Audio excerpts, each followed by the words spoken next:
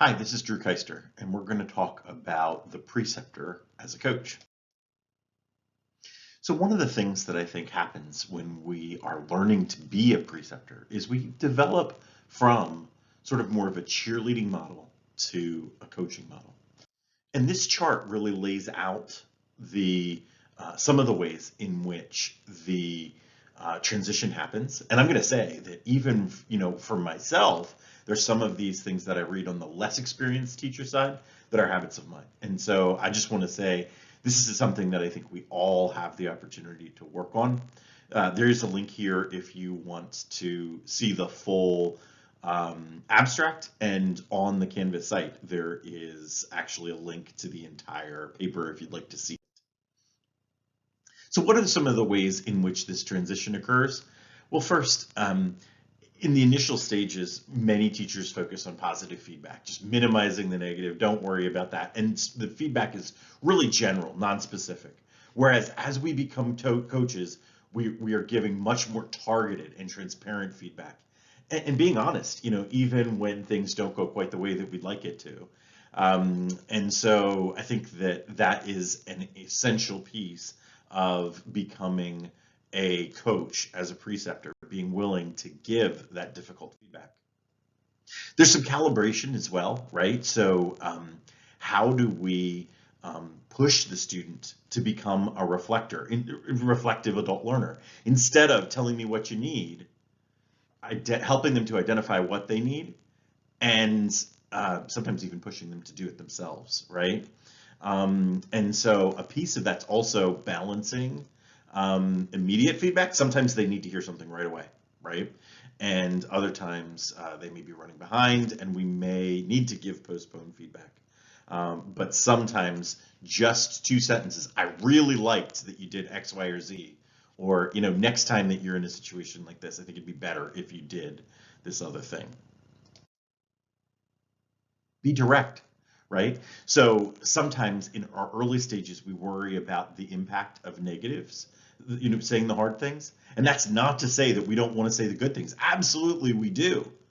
But students, and in this case, our residents, really want specific critical feedback. And the critical can be in a positive way, something very specific that they did well that you don't want them to lose or forget to do in the future. But it also can be on the negative side of the feedback, and that is totally okay. So we need to be direct about those things. So sometimes we want to create a safe environment, absolutely. But sometimes I think we kind of go so far in creating a safe environment that we don't challenge our resident. So challenge them, but make it safe as well. I'm not sure this picture is necessarily the best image of that, but anyway, you get the point. Giving them, insisting that they give you a response and saying, it's okay if you're not sure, but tell me. And we're here to develop everyone's skills. Those sorts of comments, I think, are huge to create the type of learning that we want to see. Be strategic. Okay, this is really helpful. Sometimes early on we just don't know what works, right? And so as we go, we develop strategies. We think about what language we use, what language works for us individually, and what language might work for some of our different learners. Moving from the whatever works, trial and error sort of thing, to this is what works for me, and knowing that, right? And the other thing is really addressing and naming our residents' limiting behaviors, the things that get in their way, the things that cause troubles when they're making their way through a clinic, and offering techniques for skill building in those areas. And sometimes we may not know what the techniques need to be, but it's totally okay to say, hey, I notice that you're often running behind. That's something that I think you need to work on, and maybe suggesting they talk to their advisor about that. That is the sort of very structured and strategic feedback that the resident might need. They may never have thought about going to their advisor for that particular thing.